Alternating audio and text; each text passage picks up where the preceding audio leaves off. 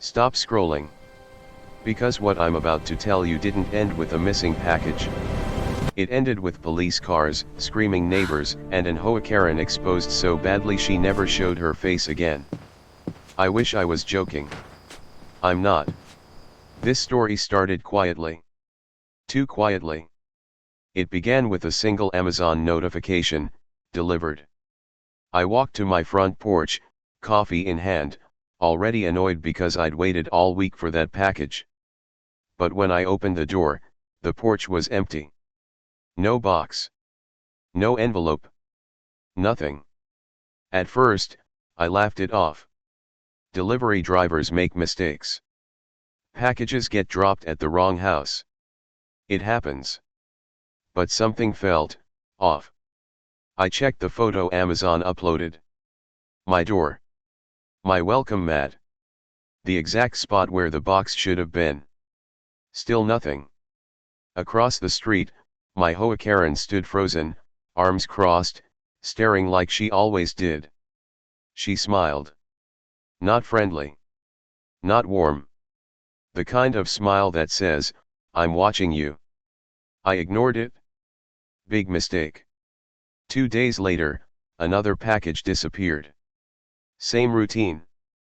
Same notification. Same empty porch. This time, irritation turned into frustration. I started paying attention.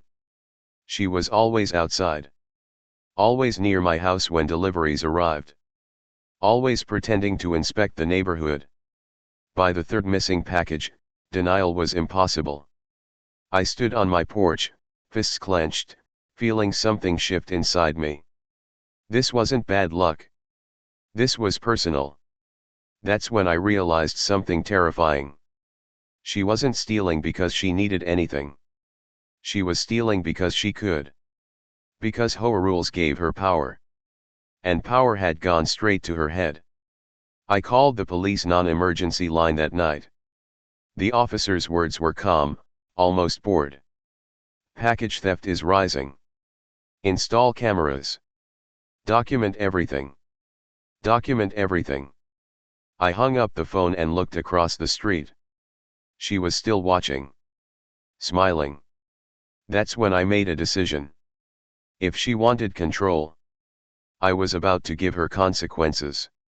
After that night, I couldn't unsee it. Every sound outside made me look up. Every delivery notification made my stomach tighten. I started timing things. Whenever a package was marked out for delivery, she appeared outside. Watering plants that didn't need water. Checking mailboxes that weren't hers. Walking past my house slowly, like she was counting steps. Still, I had no proof. And accusing an HOA Karen without proof? That's how you become the problem. A few days later, I finally saw it happen. I was inside, pretending to work, when a delivery truck pulled up. The driver dropped a box on my porch and drove away. Not 2 minutes later, she crossed the street. No hesitation. No shame. She didn't knock. Didn't ring the bell. She just stood there, scanning the street, pretending to fix her sunglasses. I opened the door. She froze. Then snapped instantly, voice sharp and loud, like she wanted witnesses. HOA rules don't allow clutter on porches. Clutter. I looked down at the box. My name. My address. This was just delivered, I said. She smiled again. That fake, tight smile. Rules are rules, she replied. Then she walked away. That moment burned into my brain. This wasn't about packages. This was about control. That same evening, I installed a doorbell camera. Top of the line. Wide angle. Crystal clear. If she wanted rules, I was about to follow the law perfectly. 2 days later, my phone buzzed. Motion detected. I opened the app. There she was. Clear as daylight. Walking up my porch. Looking left. Looking right. then picking up my package and walking away like it belonged to her. I replayed the clip again and again. My hands were shaking. Anger. Relief. Validation. I finally had proof. The next morning, I went straight to the police station. The officer watched silently, arms crossed. When the video ended, he sighed. "That's theft," he said. "But for charges, we need undeniable proof or repeated incidents." Undeniable proof. That phrase followed me home. Because now I knew something she didn't. She'd already fallen into my trap. She just didn't know how deep it went. That night, I didn't sleep. I kept replaying the footage in my head. Her face. Her confidence. The way she walked off my porch like the law didn't apply to her. I had proof now, but not enough proof. The officer's words echoed in my mind. Undeniable proof. Not suspicion. Not a warning.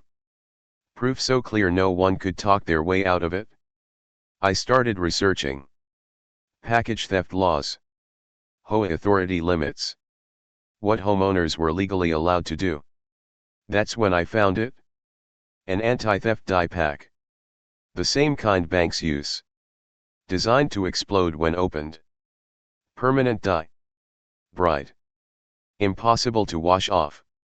Completely legal when used to protect your own property. I stared at my screen for a long time. This wasn't revenge. This was evidence. If she stole again, she wouldn't just be on camera. She'd be marked. The next day, I ordered the die pack. I didn't tell anyone. Not neighbors.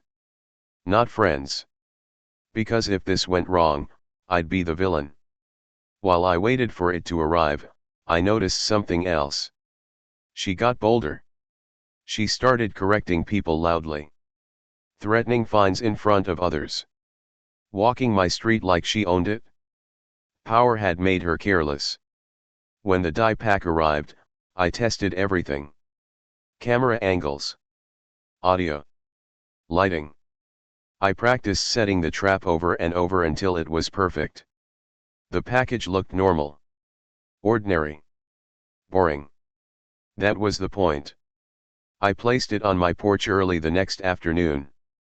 Then I waited. Minutes passed. Then an hour. I almost thought she wouldn't take the bait. Then my phone vibrated. Motion detected. My heart started pounding. I opened the app. There she was. Walking toward my porch like she always did. Calm. Confident. She bent down and picked up the box. And for half a second, I felt nervous. What if this was a mistake? Then. Pop. Red and blue dye exploded everywhere. Her hands. Her clothes. Her face. She screamed. Not angry. Not offended. Terrified. Neighbors came running outside. She dropped the box and started yelling about assault, about traps, about calling the police. I watched silently from inside. Because I knew something she didn't. This time, she didn't just steal a package. She stole undeniable proof. The screaming didn't stop. She was pacing on my lawn, hands waving wildly, dye dripping down her arms like evidence she couldn't erase. Neighbors poured out of their houses, phones raised, whispers turning into shouts. Someone yelled that the police were coming. She spun toward my door and screamed my name, accusing me of setting a trap, claiming I assaulted her. I stayed inside. Calm. Silent. Minutes later, sirens cut through the noise. 2 patrol cars rolled in, lights flashing. Officers stepped out and immediately froze. One of them looked her up and down, then glanced at the red and blue stains covering her clothes and face. "Ma'am," he asked evenly, "why are you covered in dye?" She launched into a frantic story. Said I booby-trapped a package. Said I was dangerous. Said she was enforcing HOA rules.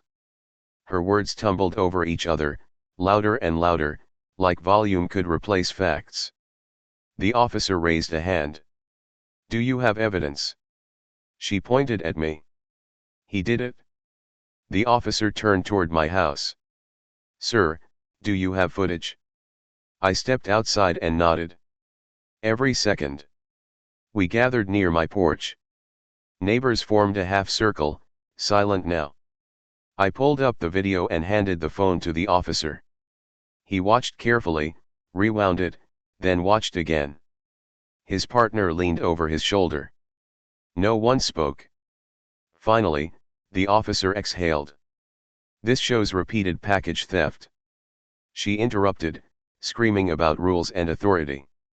He cut her off. "HOA rules don't override state law." Then he gestured to the die. "And the device used is legal on private property." Her confidence collapsed. The smirk disappeared. Her voice cracked. A neighbor stepped forward and asked, "Wait, have you been taking our packages too?" Murmurs erupted. Heads nodded. Stories spilled out. Missing deliveries. Empty porches. Same pattern. The officer addressed everyone. "If you've experienced theft, file reports. This stops today."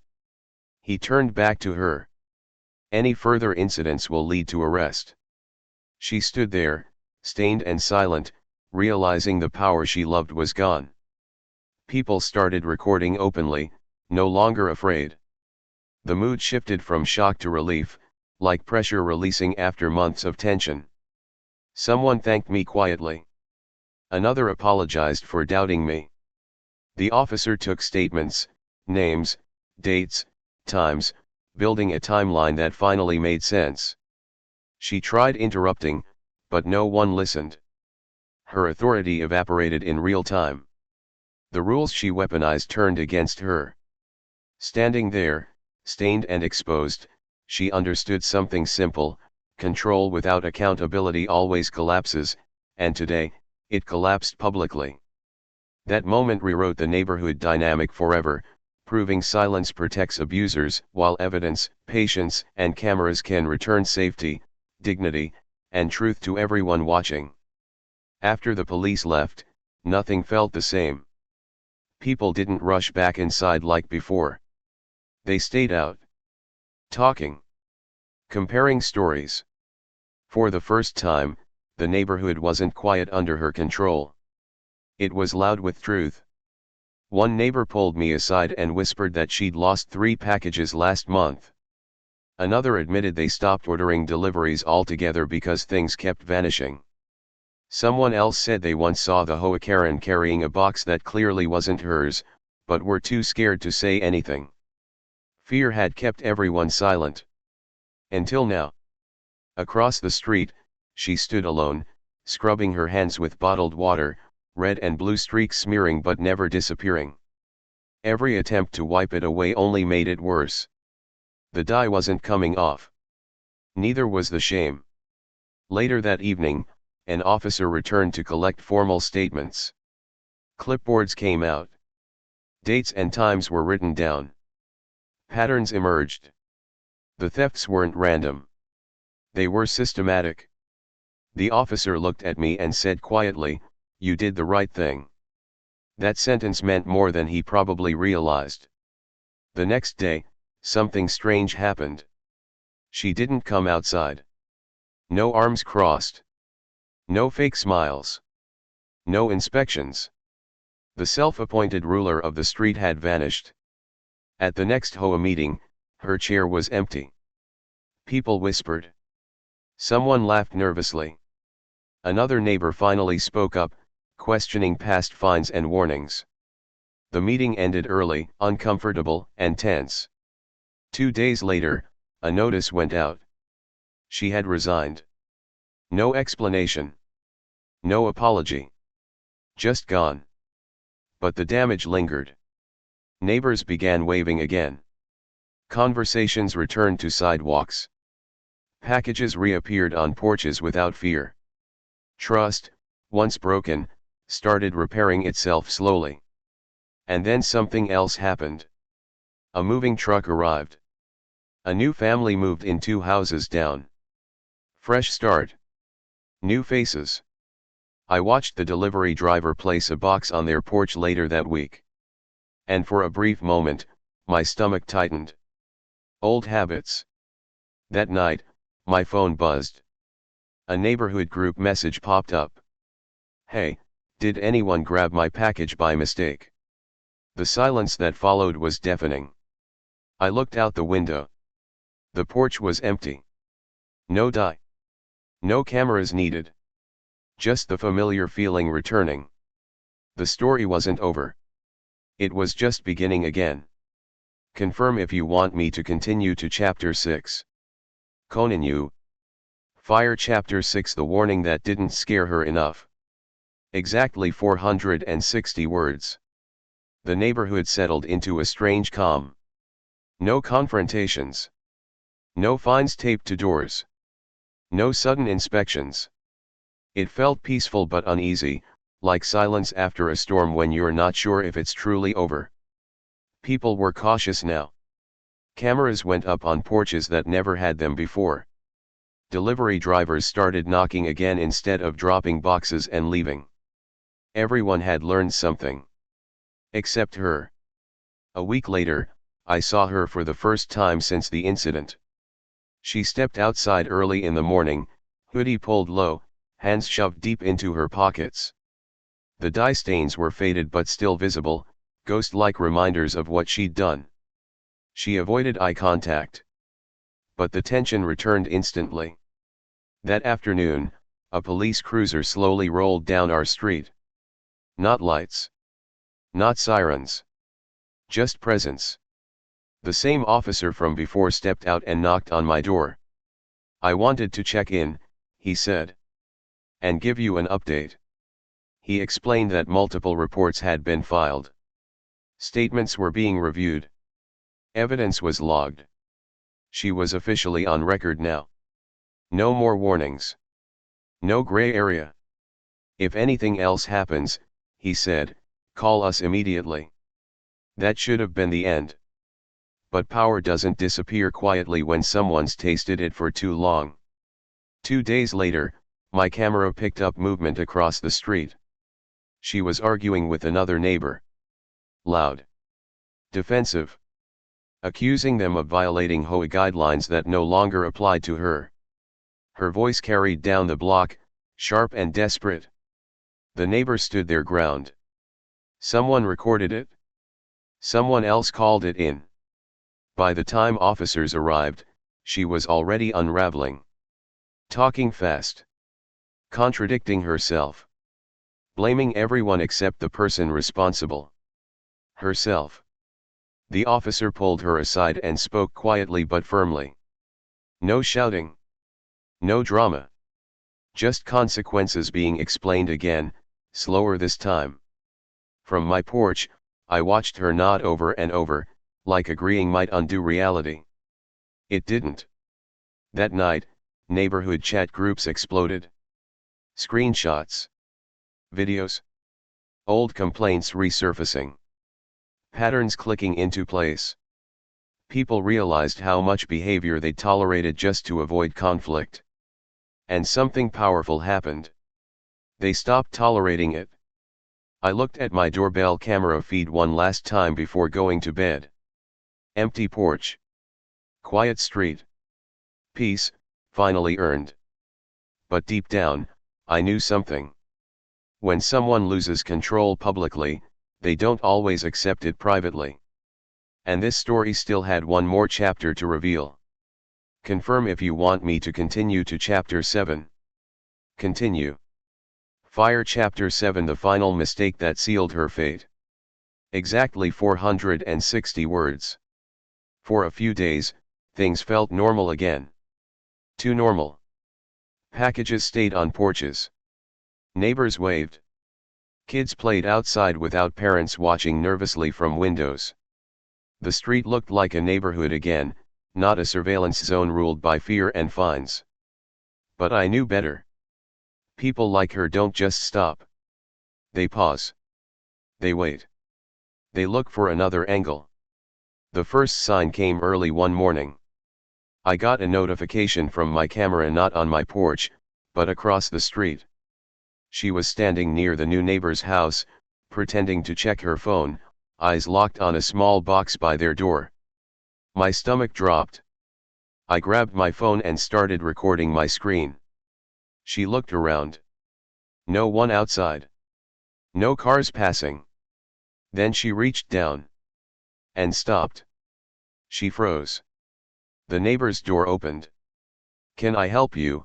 the man asked, calm but alert. She jumped back like she'd been burned. "A HOA inspection," she stammered. He smiled. "You don't work for the HOA anymore." That was it. Her face hardened. The mask slipped. She snapped back with accusations, rules, threats that meant nothing now. The neighbor calmly held up his phone. "I'm recording," he said.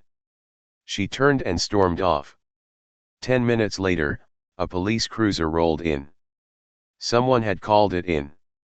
The officer approached her as she paced her driveway, hands shaking. He didn't look angry. He looked tired. "Ma'am," he said, "we talked about this." She denied everything. Again. Claimed harassment. Again. The officer pulled out his notebook. Then his partner stepped forward with a tablet. "We have footage," the partner said. "From multiple houses. Different angles. Different days. Same behavior. That's when she broke.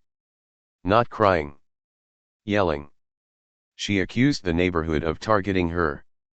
Of setting her up. Of conspiring against her authority."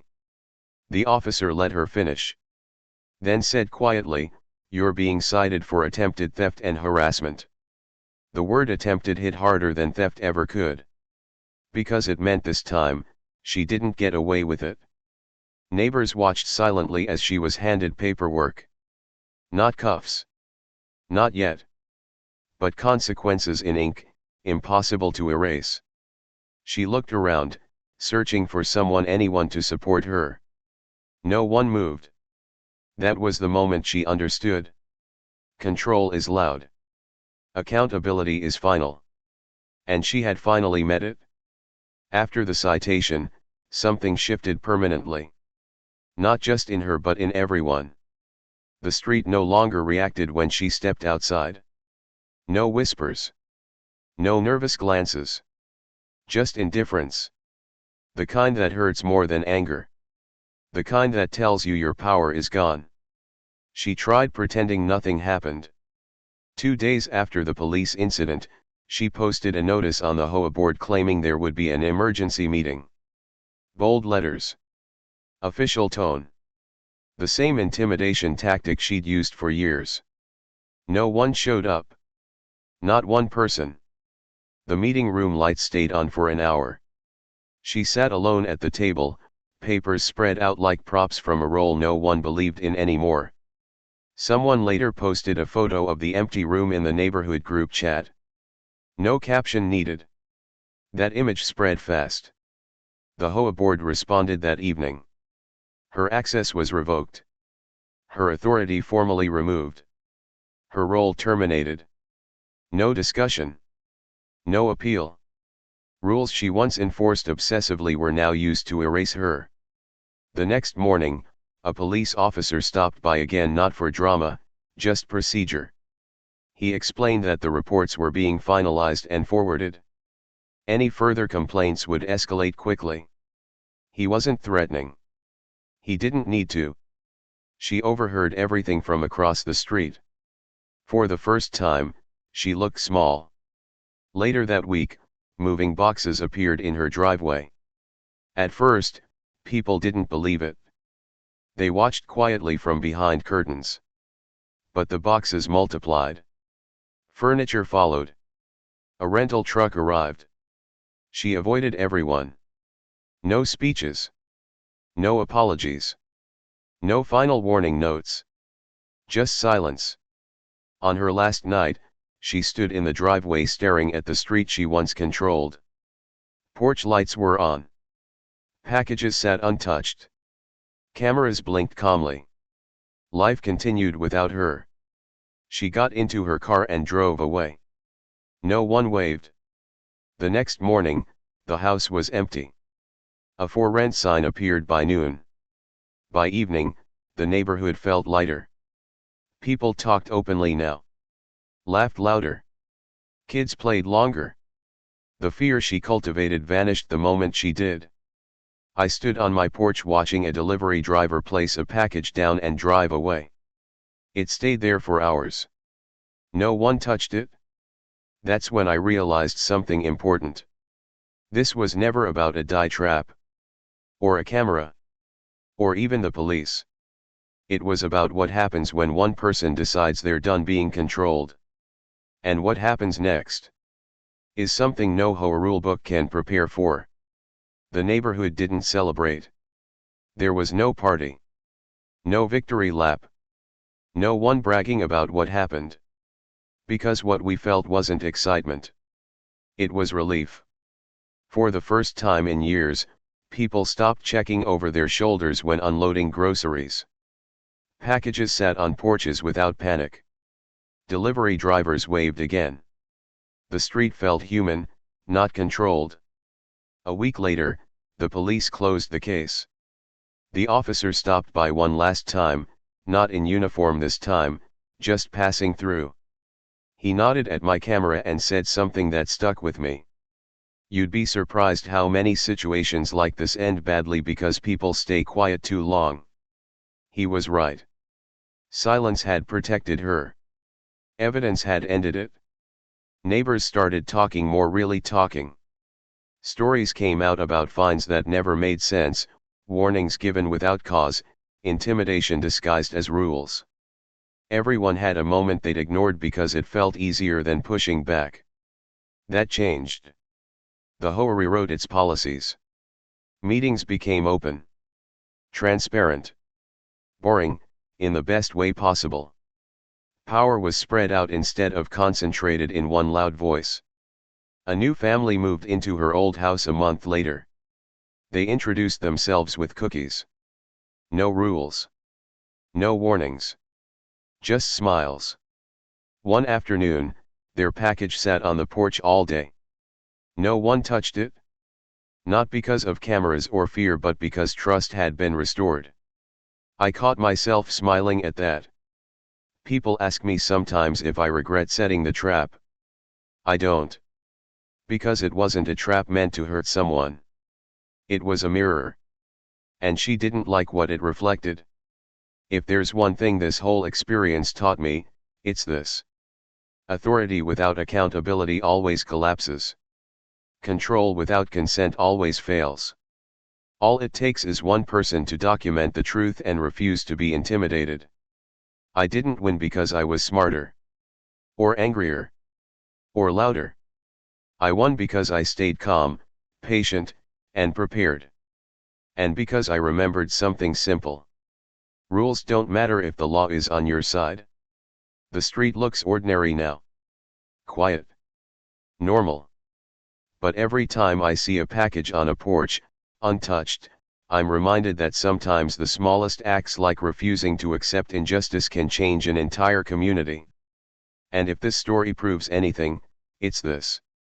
When you stop letting people steal your peace, they lose the power they never deserved.